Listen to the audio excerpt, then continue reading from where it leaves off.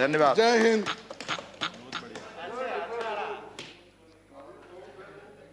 माननीय श्री नरेंद्र सिंह तोमर जी, कृषि मंत्री।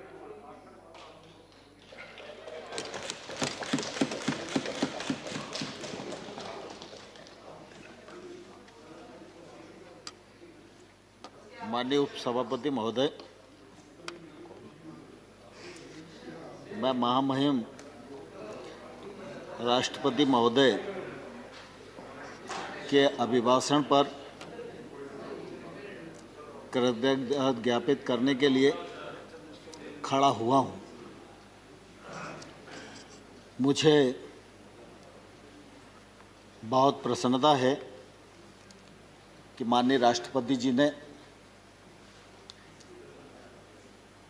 दोनों सदनों को संयुक्त रूप से संबोधित किया और विगत वर्ष में जो उल्लेखनीय प्रगति थी और देश से और नागरिकों से जो उनकी अपेक्षा थी, उन्होंने विस्तार से देश के समक्ष रखा। मैं उनका आभारी हूँ।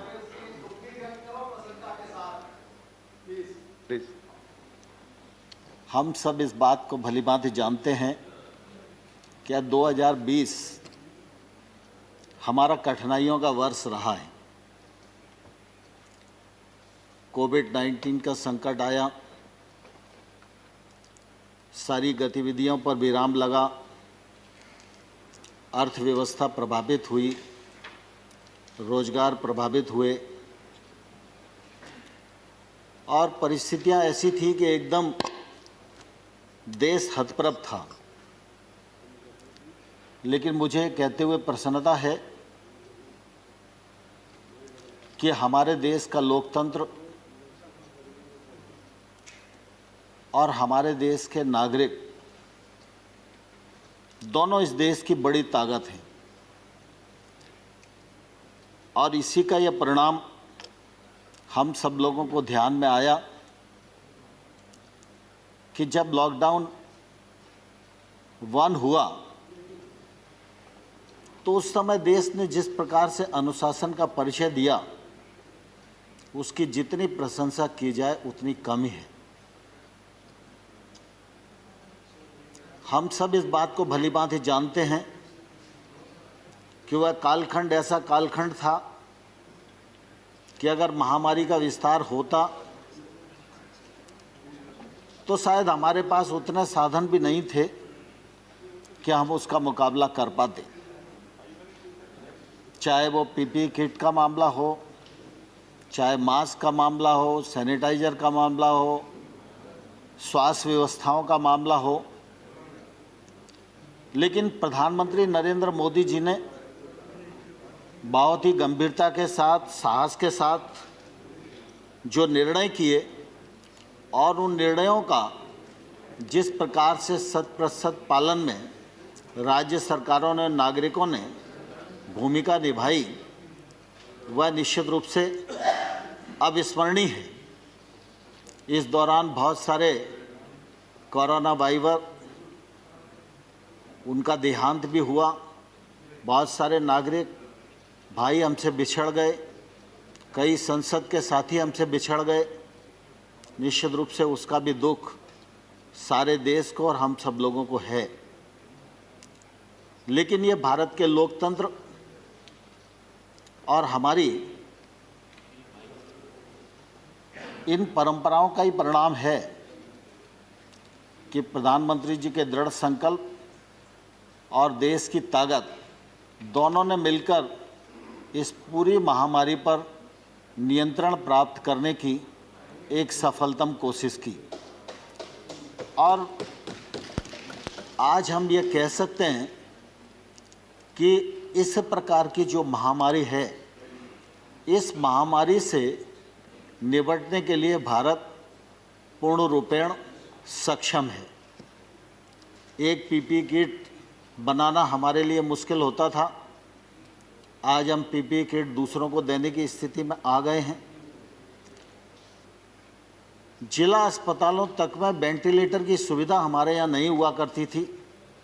यह सुविधा जिला स्तर के अस्पतालों से नीचे तक कि जो हमारे छोटे अस्पताल हैं वहाँ ऑक्सीजन की व्यवस्था, वेंटिलेटर की व्यवस्था पहुँच गई है और उसके कारण निश्चित रूप से इस पर नियंत्रण प्राप्त करने में हम लोग बहुत सफल हुए हैं।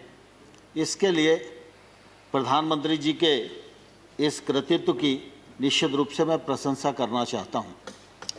आज जब इस वर्ष का बजट आया तो स्वाभाविक रूप से सरकार की तो ये कोशिश होती है कि वह सभी क्षेत्रों पर ध्यान दे, सभी वर्गों पर ध्यान दे, लेकिन वर्तमान जो परिस्थिति है उस परिस्थिति में स्वास्थ्य सुविधाओं पर ध्यान देना हम सबके लिए अत्यंत आवश्यक है। और मुझे कहते हुए प्रसन्नता है कि इस बजट में स्वास्थ्य सेवाओं की दृष्टि से 137% की जो वृद्धि की गई है वह निश्चित रूप से स्वागत योग्य है। आमतौर पर जब इस महामारी से हम लोग जूझ रहे थे उस समय ऐसा लग रहा था कि वैक्सीन हम पहले बनाएंगे या वैक्सीन दूसरे देश बनाएंगे और वो वैक्सीन हम सबको मिल पाएगी। लेकिन मैं आपके माध्यम से सभी लोगों को यह कहना चाहता हूँ कि हमारे देश के वैज्ञानिकों ने वैक्सीन बनाकर जो देश को देशी उपलब्ध कराई, इसके कारण निश्चित रूप से भारत की ताकत भी बढ़ी है, भारत की प्रतिष्ठा भी बढ़ी है और हमारे वैज्ञानिकों का सम्मान भी बढ़ा है। कोरोना के इस कालखंड में चाहे उस समय दवाइयों को देने का मामला हो और चाहे आज वैक्सीन को देने का मामला हो, भारत दूसरे देशों की भी मदद कर रहा है। यह हम सब भारतीयों के लिए निश्चित रूप से बहुत ही गर्व की बात है। हम सब इस बात को भलीभांति जानते हैं कि प्रधानमंत्री नरेंद्र मोदी जी दूसरी बार बड़े बहुमत के साथ प्रधानमंत्री बने हैं। कई बार यह बात आती है हमारे प्रतिपक्ष के विद्वान वक्ताओं के मुंह से कि भाई आप तो ये कहते हैं कि सब मोदी जी की सरकार ने किया है और बाकी पिछली सरकारों ने कुछ भी नहीं किया। मैं इस मामले में ध्यान दिलाना चाहता हूँ और यह कहना चाहता हूँ कि इस प्रकार का आरोप लगाना उचित नहीं है। नरेंद्र मोदी जी ने सेंट्रल हॉल के अपने पहले भाषण में, जब उनको नेता पहले कार्यकाल में चुना जा रहा था तब भी, और 15 अगस्त के लाल किले से दिए जाने वाले उद्बोधन में भी उन्होंने यह कहा था जोर देकर कि मेरे पूर्व की जितनी सरकारें हैं उन सब सरकारों का योगदान देश के विकास में अपने अपने समय पर रहा है। और इसलिए इतनी बड़ी लोकतांत्रिक यात्रा और इतना बड़ा देश और उसकी प्रगति, उस मामले में ऐसा सोच न तो नरेंद्र मोदी जी का है और ना ही नरेंद्र मोदी जी की सरकार का है और ना आने वाले कल में रहेगा।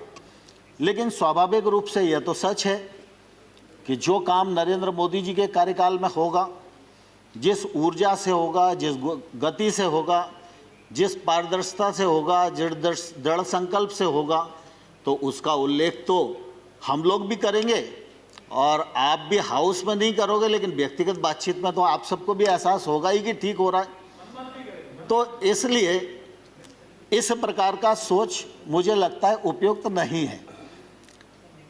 प्रधानमंत्री नरेंद्र मोदी जी की सरकार गांव, गरीब और किसान के लिए पूरी तरह प्रतिबद्ध है और आने वाले कल में भी प्रतिबद्ध रहेगी।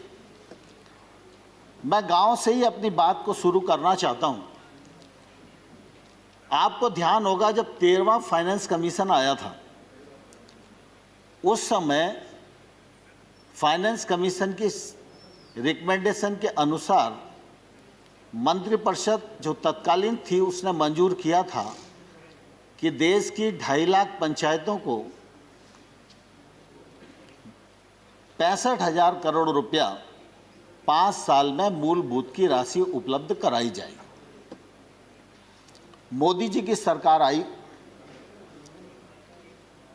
तो 14वें फाइनेंस कमीशन की रिपोर्ट आई। फाइनेंस कमीशन ने रिकमेंड किया कि पंचायतों को 2,292 करोड़ रुपया दिया जाना चाहिए। सरकार बनी थी, स्वाभाविक रूप से सरकार के मन में यह बात रहती कि पैसा अगर हमारे हाथ में रहेगा तो हम ज़्यादा कुछ योजनाएं बना सकेंगे, खर्च कर सकेंगे। लेकिन उस समय मोदी जी ने दोनों रिकमेंडेशन हूबहू स्वीकार की। एक तो ग्राम पंचायतों को 2,292 करोड़ रुपया ग्राम पंचायतों के लिए, और जो राज्यों को 32% दिया जाता था उसके स्थान पर 42%। और मुझे ध्यान है उस समय कैबिनेट में कई लोगों ने अपने अपने विचार रखे थे। तो मोदी जी ने कहा था कि देखिए, गांव का विकास करना है तो पैसा गांव में पहुंचना चाहिए, और केंद्र से ज़्यादा अच्छी पहचान राज्य अपने क्षेत्र की समस्याओं के लिए कर सकते हैं। वो समस्याओं के नज़दीक हैं, निराकरण उनके हाथ में है, और अगर पैसा उनके पास रहेगा तो वो अच्छी योजनाएं बना सकेंगे, और जब राज्य आगे बढ़ेंगे तभी देश आगे बढ़ेगा। इस भावना के अंतर्गत 32 से 42% पैसा उस समय देना स्वीकार किया था। और मुझे कहते हुए प्रसन्नता है कि अब तो 15वें वित्त आयोग की रिपोर्ट भी आ गई है, और 15वें वित्त आयोग ने 2,36,850 करोड़ रुपया ग्राम पंचायतों को देने का रिकमेंडेशन किया है। उसको मंत्रिपरिषद ने स्वीकार कर लिया है। 70,000 करोड़ रुपया नगरीय और ग्रामीण क्षेत्र के निकायों के लिए स्वास्थ्य के लिए देना उन्होंने रिकमेंड किया है। उसमें ग्रामीण निकाय के लिए 43,000 करोड़ रुपया लगभग है। तो ग्रामीण क्षेत्र में अब इन 5 सालों में ग्राम पंचायतों के माध्यम से 2,80,000 करोड़ रुपया व्यय होगा, जिसका परिणाम ग्रामीण विकास के रूप में आएगा। यह मैं आप सबके समक्ष इस समय कहना चाहता हूँ। दूसरा, माननीय सभापति महोदय, ग्रामीण क्षेत्र में हम सब जानते हैं, यहाँ बहुत सारे हमारे साथी बैठे हैं जो गांव में रहने वाले हैं, और गांव में चाहे आबादी के क्षेत्र में हमारा मकान बना हो, चाहे कोई भी संरचना हमने अपने रहने के लिए अपने खेत में बनाई हो, उसका मालिकाना हक किसी के पास नहीं होता था। जो खेती की ज़मीन है, हम उसके भूमि स्वामी होते थे, उस ज़मीन पर हम लोन ले सकते थे, उसको गिरवी रख सकते थे, उसका मालिकाना हक हमारे पास था। लेकिन अगर उस ज़मीन पर कोई बिल्डिंग बनी है, उसका हक और मालिकाना स्वतः किसी को भी प्राप्त नहीं था। मुझे कहते हुए प्रसन्नता है कि गत वर्ष पंचायती राज दिवस के अवसर पर हमने प्रधानमंत्री जी को अनुरोध किया और स्वामित्व नामक स्कीम प्रारंभ की, जिसको 6 राज्यों में हम लोगों ने पायलट किया, और लगभग 1,47,000 लोगों को अभी तक मालिकाना हक दिया जा चुका है।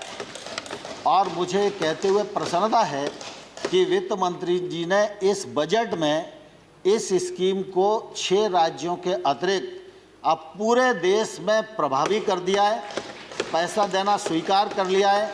अब गांव में रहने वाला भी कोई नागरिक जिसका अपना मकान मालिकाना हक का नहीं है, उसको इस योजना के अंतर्गत सर्वे करके राज्य सरकार को अवगत कराया जाएगा। राज्य सरकार उसको मालिकाना हक प्रदान करेगी। अब अगर उसकी ज़मीन से कोई सड़क निकल रही है और उसका मकान प्रभावित हो रहा है, तो शहर की भांति ही उसके मकान का भी आकलन होगा और उसको मुआवजा राशि उसी हिसाब से मिलेगी। अब यह मकान की जो संपत्ति है, ये संपत्ति बैंक में भी गिरवी रखी जा सकेगी। अगर कोई परिवार अपने बाल बच्चों को आगे काम शुरू कराना चाहता है, उसके लिए वो ऋण लेना चाहता है, तो यह संपत्ति उसके काम भी आएगी। यह एक बड़ी योजना भारत सरकार ने इस दौरान ग्रामीण क्षेत्र के लिए प्रारंभ की है।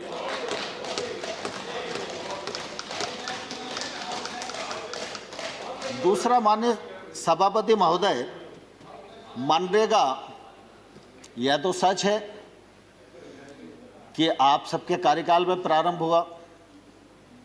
फिर यह भी बात कही जाती है कि कुछ लोग कहते थे कि मनरेगा गड्ढों वाली योजना है। तो आप भी इस बात को अच्छे से जानते हो, हम भी इस बात को अच्छे से जानते हैं कि भाई जब तक आपकी सरकार थी तब तक निश्चित रूप से उसमें गड्ढा खोदने का ही काम होता था।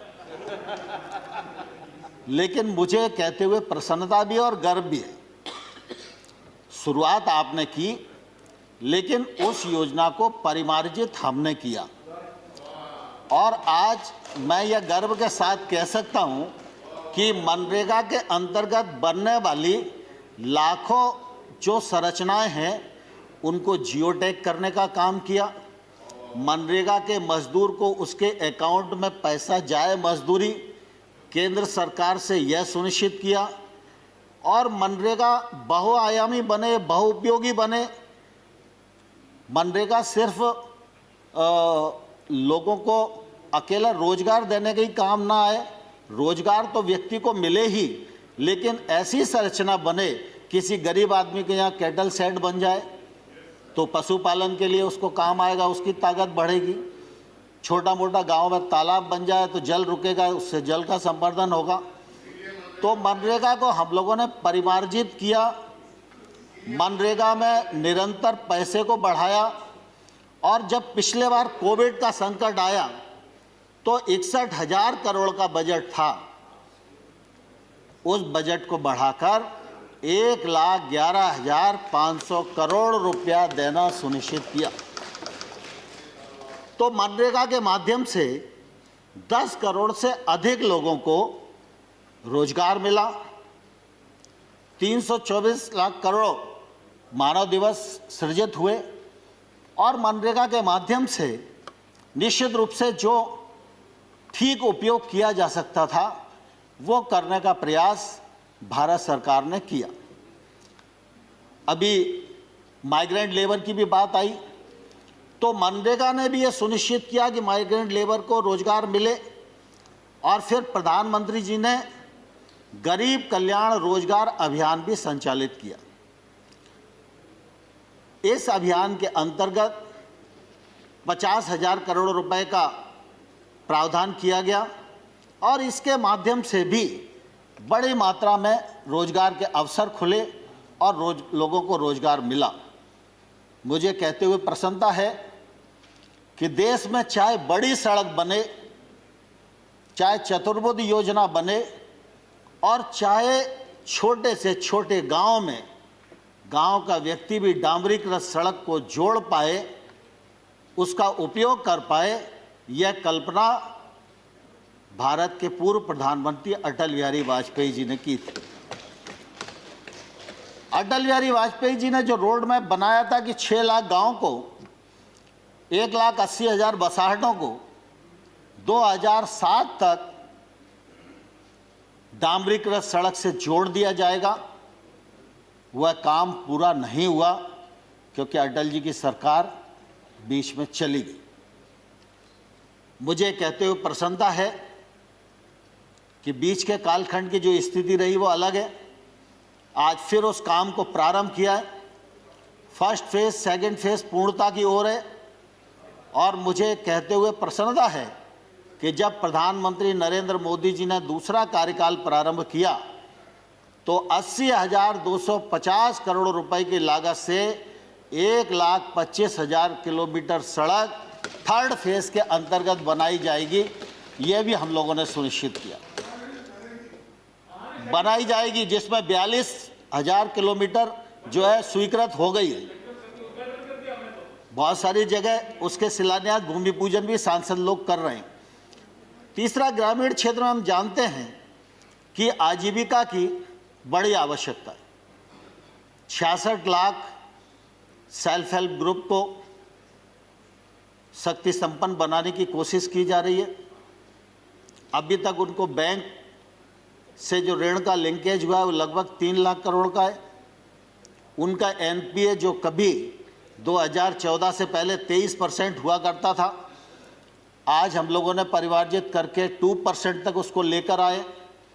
और आप सब देखेंगे कि जब कोविड का संकट आया तो शहर में तो जागरूक थे, पढ़े लिखे लोग थे, लेकिन गांव में भी ग्राम पंचायत का सचिव, रोजगार सहायक, आशा वर्कर और सेल्फ हेल्प ग्रुप की महिलाओं ने कोविड प्रोटोकॉल का 100% पालन करने में अपनी भूमिका का निर्वाह किया। चाहे वो मास्क बनाने का मामला हो, सैनिटाइजर बनाने का मामला हो, उन सब ने देश के उस कालखंड के दौरान जो अपनी भूमिका थी उस भूमिका का निर्वाह करने की पूरी एक सफलतम कोशिश की है। मैं सदन के माध्यम से सेल्फ हेल्प ग्रुप की सभी बहनों को बधाई भी देना चाहता हूं। माननीय अध्यक्ष महोदय, माननीय सभापति महोदय, निश्चित रूप से ग्रामीण विकास के क्षेत्र में गरीब आदमी के जीवन स्तर में बदलाव आए, इस बात का सद प्रयत्न और संकल्प प्रधानमंत्री मोदी जी का रहा। मुझे कहते हुए प्रसन्नता है कि प्रधानमंत्री आवास योजना को दोबारा से परिमार्जित करके बनाया गया, आकार बढ़ाया गया, पैसा बढ़ाया गया। और सिर्फ इतना ही नहीं कि हम आवास दे रहे हैं, इसका कोई यश प्राप्त किया जाए। गांव में रहने वाले व्यक्ति का जीवन सुगम हो, उसका जीवन यशस्वी हो, वह सही प्रकार से अपने परिवार के साथ रह पाए, इसलिए उसको आवास भी दिया। 8 करोड़ उज्ज्वला योजना के अंतर्गत रसोई गैस भी उसको उपलब्ध कराया। हर घर में शौचालय की उपलब्धता कराई। सौभाग्य योजना के अंतर्गत उसको बिजली की उपलब्धता कराई, उस घर में रसोई की उपलब्धता कराई। और आज हम यह कह सकते हैं कि इन सब गरीब हितैषी योजनाओं के कारण गांव में निवास करने वाले व्यक्ति के जीवन स्तर में बदलाव आया है। यह निश्चित रूप से एक योजनाबद्ध आमूलचूल परिवर्तन है। और मैं यह मानता हूं कि सरकार कोई भी हो, लेकिन सरकार का धर्म यही है कि देश में रहने वाले गांव गरीब किसान के जीवन स्तर में बदलाव आए, गांव में अधोसंरचना विकसित हो और ग्रामीण क्षेत्र में निवास करने वाले व्यक्ति के जीवन स्तर में बदलाव आए, यह सुनिश्चित करने का हम लोगों ने प्रयत्न किया है। कृषि का क्षेत्र हम सब जानते हैं बहुत महत्वपूर्ण है। कृषि के क्षेत्र में उत्पादन बढ़े, उत्पादकता बढ़े, उनके बहुत आंकड़ों में मैं नहीं जाना चाहता, लेकिन लगातार इस दिशा में आशातीत वृद्धि हो रही है। प्रधानमंत्री जी ने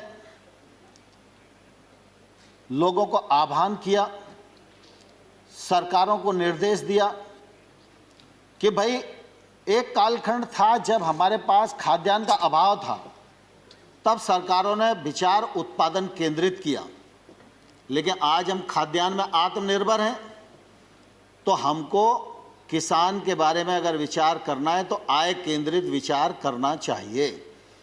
और इसलिए किसान की आमदनी दोगुनी हो तो उसमें पीएम किसान योजना के माध्यम से 6,000 रुपये का कंट्रीब्यूशन सरकार ने भी दिया। और आज हम ये कह सकते हैं कि 10 करोड़ 75 लाख किसानों को 1,15,000 करोड़ रुपया डीबीटी के माध्यम से उनके अकाउंट में भेजने का काम किया है। लेकिन साथ ही साथ जब किसान की आमदनी दोगुनी करना है तो एक तरफ से काम करेंगे तो नहीं चलेगा। किसान की उत्पादन भी बढ़ना चाहिए, उत्पादकता बढ़ना चाहिए। उत्पादकता के लिए टेक्नोलॉजी का उपयोग होना चाहिए, सिंचाई के साधन बढ़ने चाहिए, लोगों को सूक्ष्म सिंचाई की ओर जाना चाहिए, फर्टिलाइज़र की बीज की उपलब्धता समय पर होनी चाहिए। जी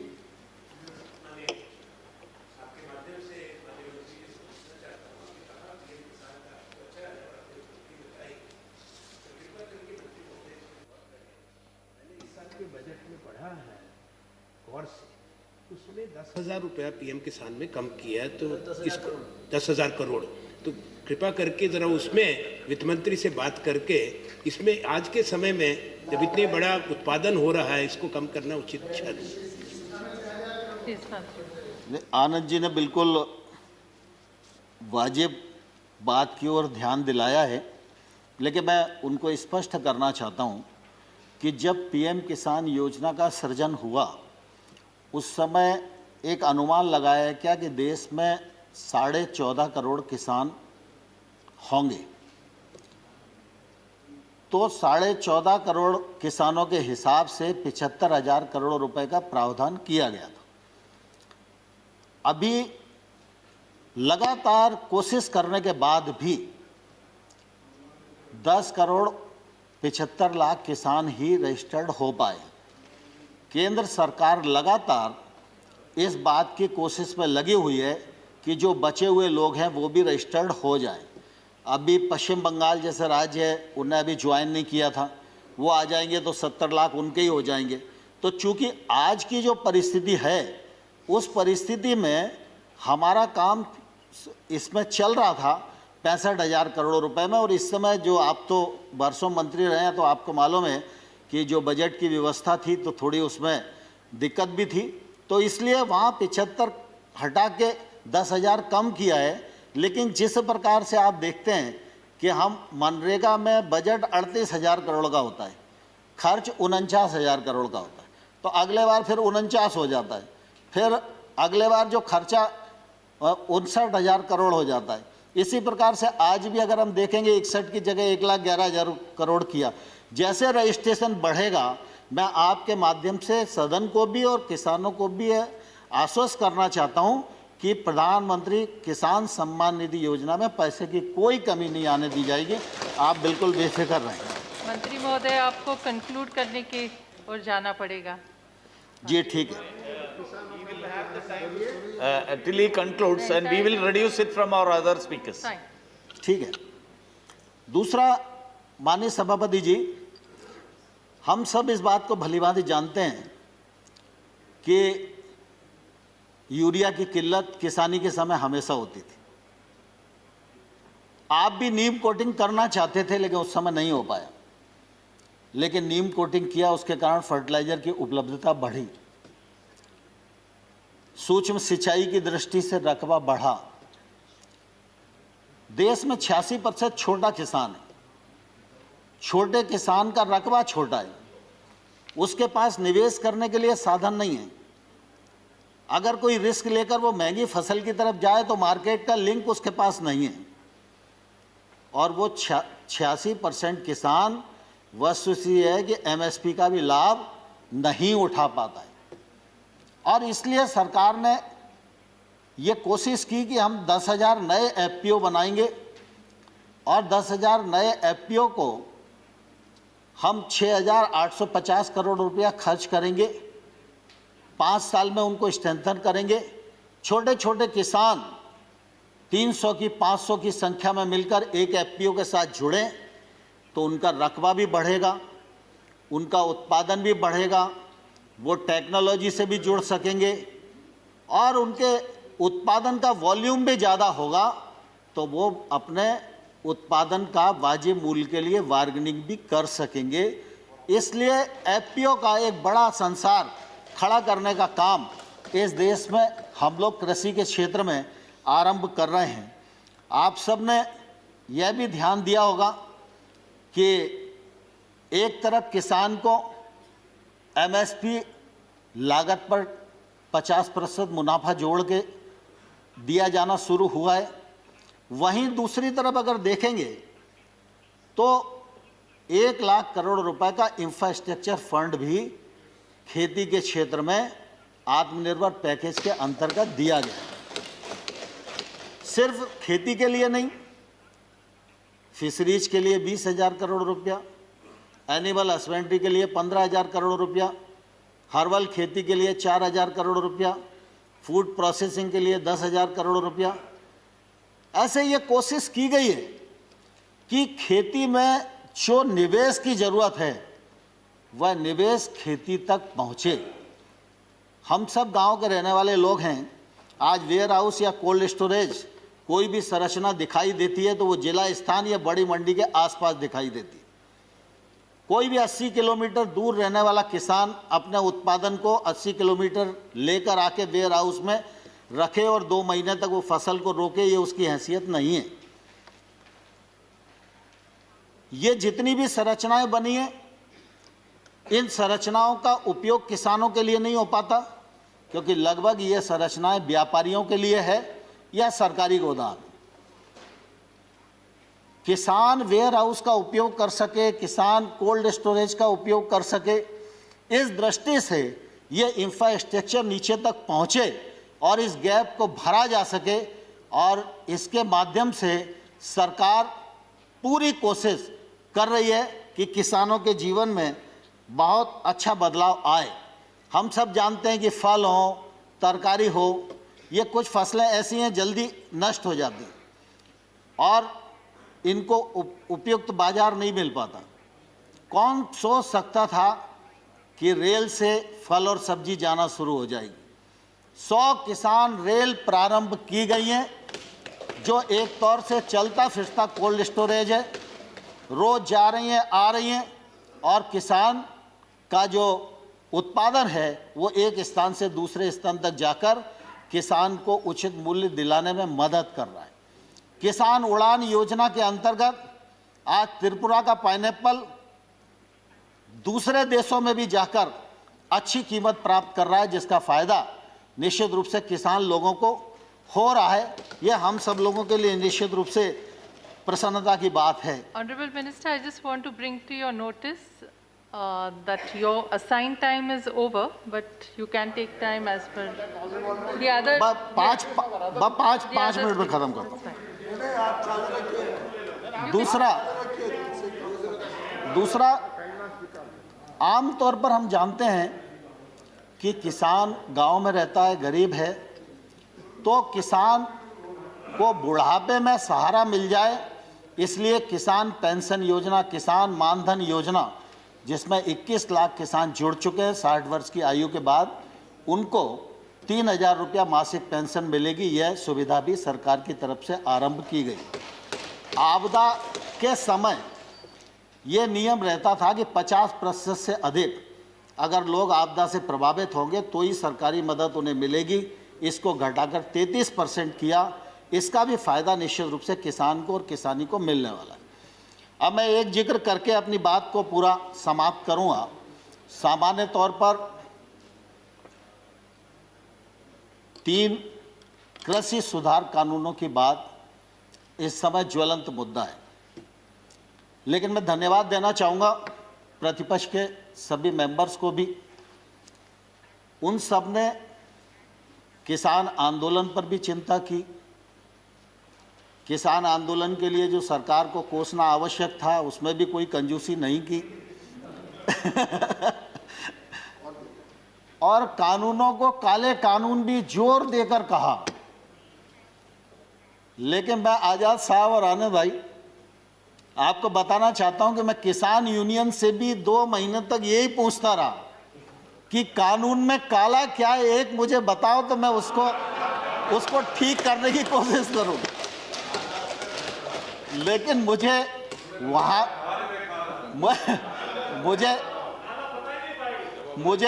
वहां भी मालूम नहीं पड़ा। और जब प्रतिपक्ष के मेंबर्स ने भी, दीपेंद्र भाई आपका भी भाषण मैंने सुना, तो मैंने गौर से सुना कि कानून खराब है, कानून को रिपील कर दीजिए, वो हो ही जाएंगे, और ऐसा वैसा सब लोगों ने अपनी बात की और करना भी चाहिए उन्हें। लेकिन कानून के प्रावधान को ये किसान के प्रतिकूल है, यह कम से कम किसी ने बताने की कोशिश नहीं की। मैं सर आपके सामने ही बैठा हुआ था। दूसरा, मैं सभापति महोदय आपके माध्यम से आग्रह करना चाहता हूं कि हम लोगों ने ट्रेड एक्ट बनाया। ट्रेड एक्ट में ये प्रावधान किया कि एपीएमसी के बाहर जो एरिया होगा वो ट्रेड एरिया होगा, वो किसान का घर भी हो सकता है, वो किसान का वेयर हाउस भी हो सकता है, उसका खेत भी हो सकता है।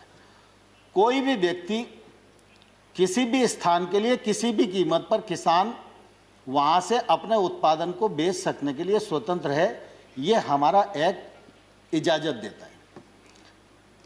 एपीएमसी के बाहर अगर कोई ट्रेड होगा तो उस पर किसी भी प्रकार का ना तो राज्य का टैक्स लगेगा ना केंद्र का टैक्स लगेगा। अब एपीएमसी के भीतर राज्य सरकार का टैक्स है, एपीएमसी के बाहर केंद्र सरकार का एक्ट है।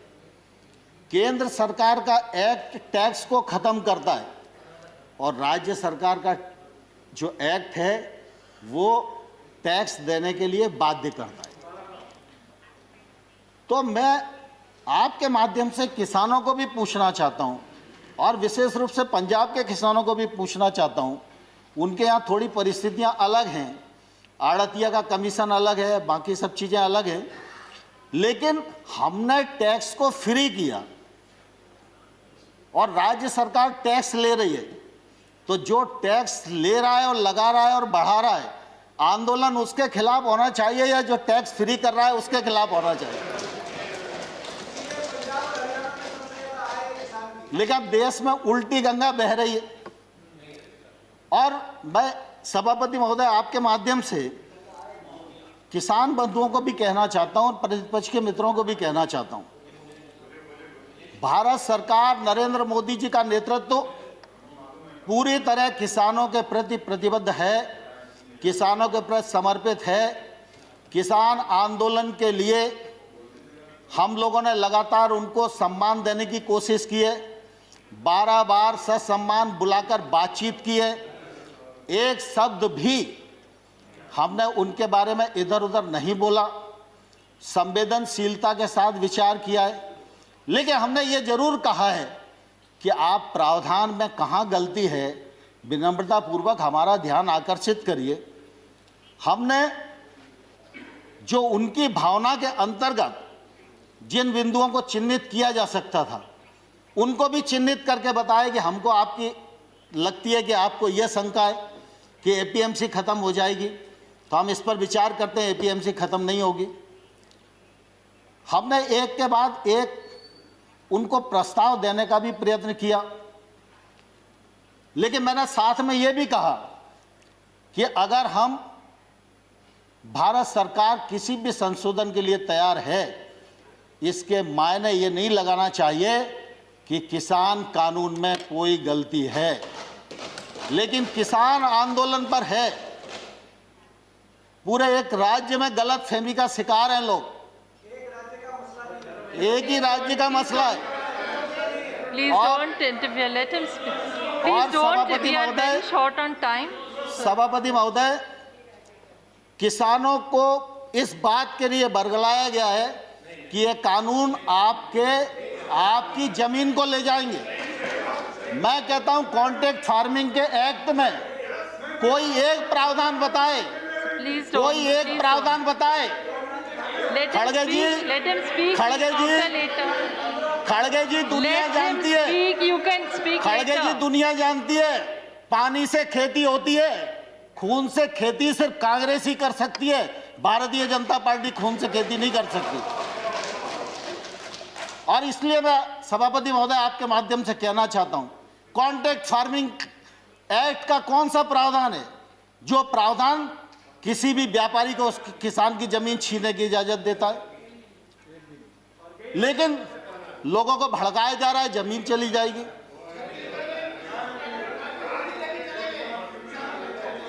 No, please, no comments from either side.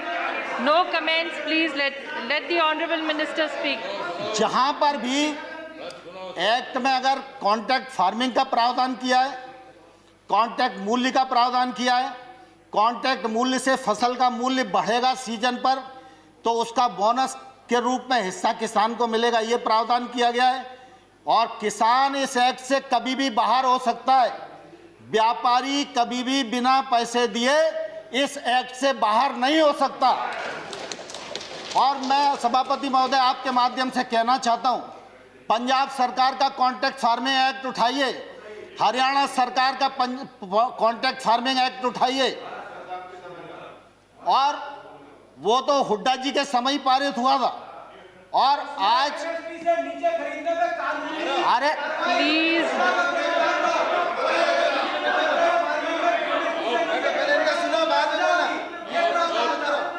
excuse me, please, please, he is not yielding.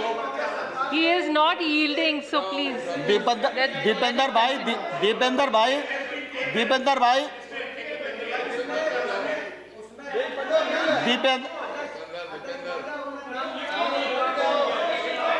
Dipendra भाई, दीपेंद्र भाई प्लीज, अरे मुझे स्पष्ट तो करने दीजिए, You still मुझे have a स्पष्ट तो करने member, दीजिए। you can speak. He can reply नहीं later. नहीं, आपका नहीं लिया मैंने। माननीय सभापति महोदय, मैं स्पष्ट करना चाहता हूं कि इन राज्यों के अभी लगभग 20-22 राज्य ऐसे हैं जिसमें कॉन्ट्रैक्ट फार्मिंग ने के लिए नया एक्ट बनाया है या उन्होंने एपीएमसी में शामिल किया है। नहीं अरे We are already very tight on time. Dipendra भाई, And दीपेंद्र let भाई, him finish. You still have a member to speak. He can reply in that. Honorable Minister, please continue. Honorable Minister, please continue. Rule 6 में APMC में amendment हुआ हरियाणा में, मगर उसके साथ-साथ ये प्रावधान बना कि अगर एमएसपी से नीचे कोई प्राइवेट कंपनी अगर कॉन्ट्रैक्ट फार्मिंग में खरीद सकती है तो कानूनी कार्रवाई और सजा होगी। आप सजा का प्रावधान ठीक करेंगे। है दीपेंद्र भाई, आपकी बात आ गई, लेकिन मैं कुल देखिए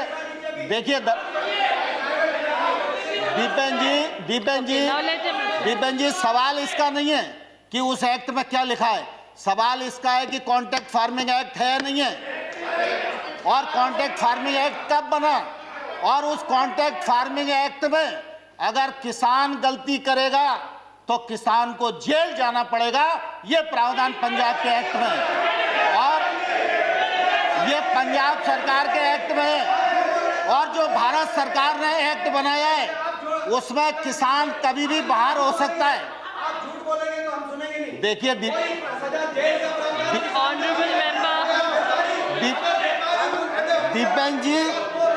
दीपेंद्र जी, मैं ये एक्ट बता सकता हूं आपको, पंजाब सरकार का एक्ट बता सकता हूं।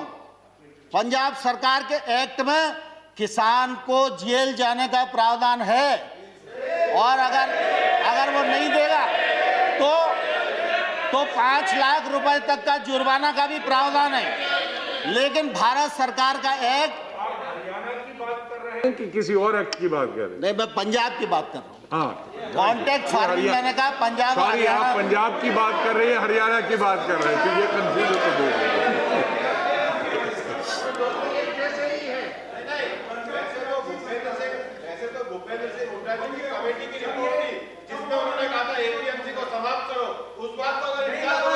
So, Honorable Minister. एपीएमसी को समाप्त करो और ये पंजाब में हुड्डा जी, अब Honorable एक Minister. बार दीपेंद्र जी,